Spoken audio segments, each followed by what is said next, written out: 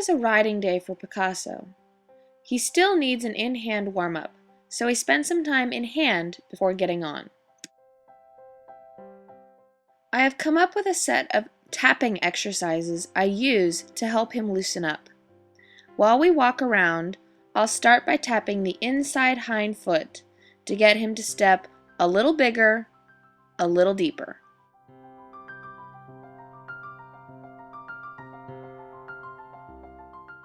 Later in the week, I added both tapping the front of the forelegs and the front of the hind legs to the warm-up. This seemed to help him loosen up before we trot.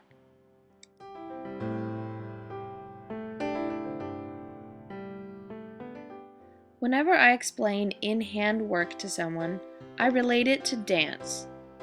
Once you know the basic patterns of the dance, you can use those patterns when and where they are appropriate. In dance, it's in relationship to the music.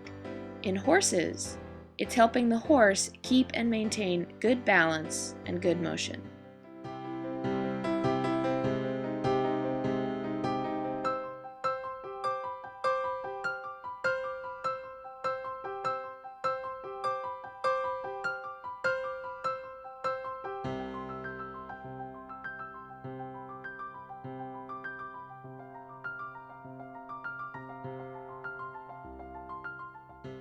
Picasso's stifle problems have made riding him a challenge.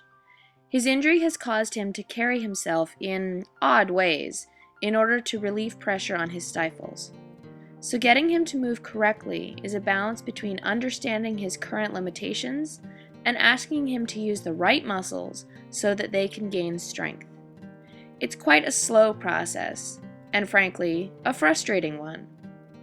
But, just as in hand, I aim to keep his eye from getting above the height of his hip.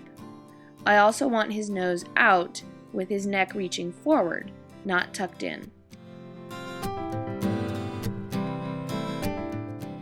And he gets lots of walking time too.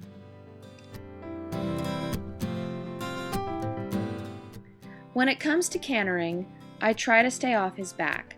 The canter is a very difficult gait as it is, and involves a lot of back work. So while it's not that strong, I try to stay up off it as much as I can. I asked Manola what would be a good way to help strengthen Picasso's lower back for canter. He suggested using the whole arena, trotting once around, then cantering once around, then trotting once around. And he and I have discussed horses with stifle problems before. He said that he's tried various exercising routines to see what worked best for them. Working them lightly just doesn't help. Keeping moderation in mind, a horse with stifle problems should get exercised, slowly and progressively building their strength, even if it is hard for them in the beginning.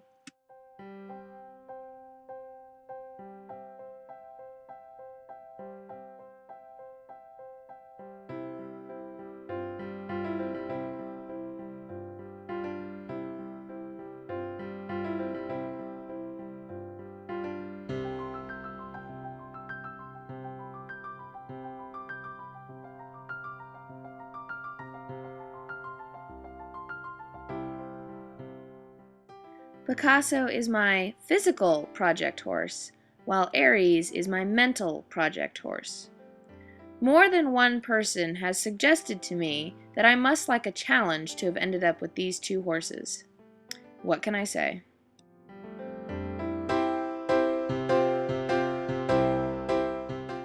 Aries' left side is so much improved. He is starting to look almost even with the right.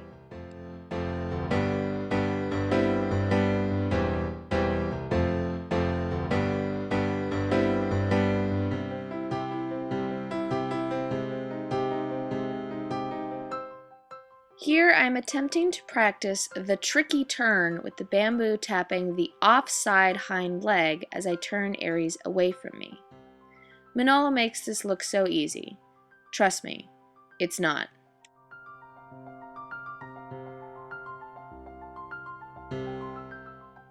What's really nice about this type of work is that horses genuinely enjoy it. On more than one occasion, I've had someone watch and tell me that Aries looks more at ease while working and afterwards. As I said earlier, Aries is my mental challenge horse. Affecting the mental state of a horse like him has got to be one of the more challenging tasks in the horse world. I can't control how he thinks. I have to come up with ways to encourage the thinking pattern I want. And I'm only just starting to piece together how Manolo's methodology does that. Now, having seen him work before in person, I can tell you that it has a lot to do with the man himself. But I am also learning how to do this, so it is learnable.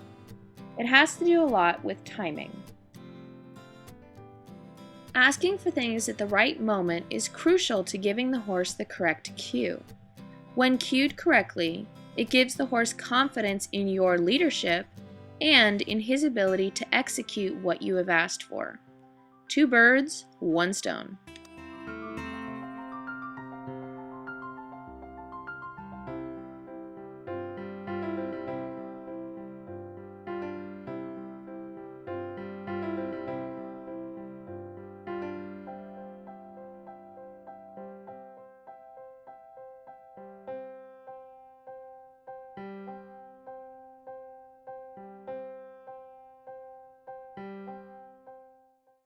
The canter is still a challenging gait for Aries. The only way to strengthen it is to work on it. Some days, he only feels like giving 1 circle around at a time. Other days, he'll keep it up for a couple of circles. I take whatever he offers and go from there. I'll get a good circle, then ask for a trot, let him come down, relax, and stretch. Then we'll do another circle and repeat. Even on a plateau, where you think there's no change happening, the horse is always progressing. Chantel, Manolo's assistant trainer, has to remind me of this on occasion. So I'll wait for Aries to make another leap of understanding in his own time.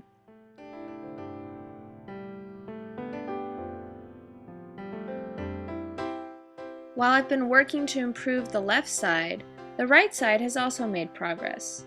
Aries now stretches all the way to the ground, which he didn't do even before on the right side.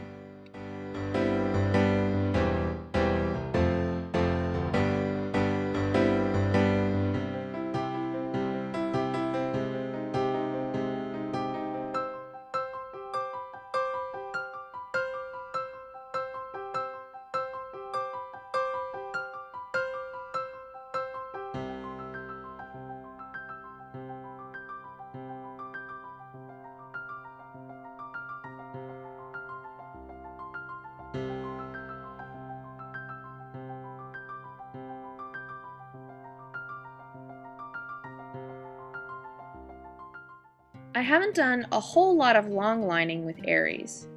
He gets very concerned when I am directly behind him or when I pass from one eye to the other behind him. But, like most things, the only way to improve it is to work on it.